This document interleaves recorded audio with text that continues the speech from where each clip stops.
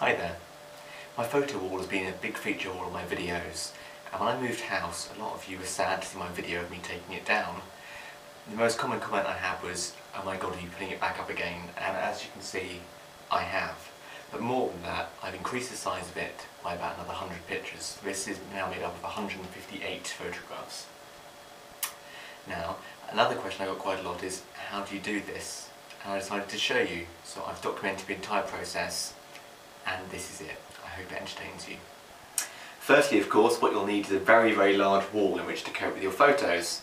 And then you need an awful lot of photos. And if you're going to cover a wall as big as mine, you're going to need even more photos. This should probably be enough. When you've done that, you're going to need to work out how big the space you want to cover is.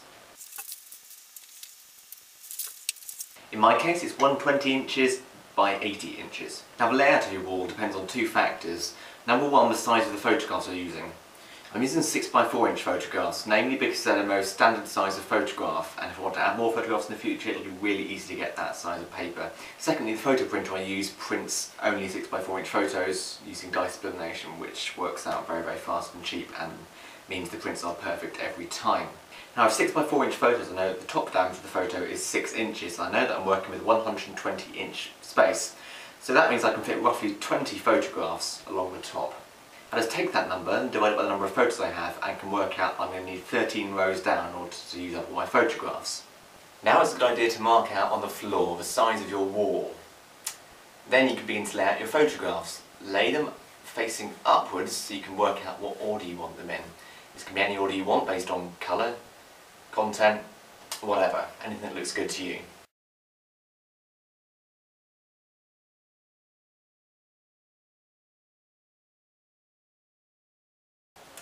When you've got all these laid out, you've got to stack them up. How you proceed next is going to be based entirely on how you plan to affix your photos to the wall. Some people prefer to hang photo boards and stick them directly to that using pins or glue.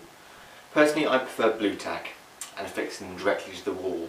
This makes them easier to replace or move around if you want to. But it does make it considerably harder when you're moving house, as I have done, to put the wall back up again. So the next step is to affix blobs of blue tack, in my case anyway, to the back of every single one of the photos. After I've done this, I can begin to stick the photos up. In this case, it's usually best to use something that you know is level to align the photos with in order to keep them in straight lines. Otherwise you're going to end up with a grid that looks quite bad. Personally, I'm using the edge of a store frame here, as the low ceilings here are not entirely level. This is by far the lengthiest part of the entire process, but after it's finished, so's the wall.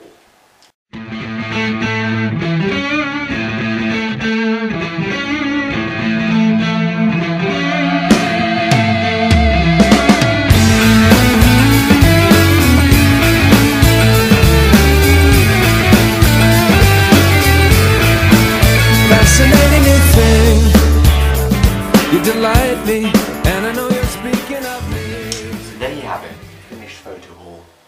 I'm not going to pretend it's an easy task to do. My thumbs are killing me right now. It is very, very rewarding, something you can really be proud of. Now I've enjoyed it. I hope a few of you will try this out and see how just fun it can be. Bye.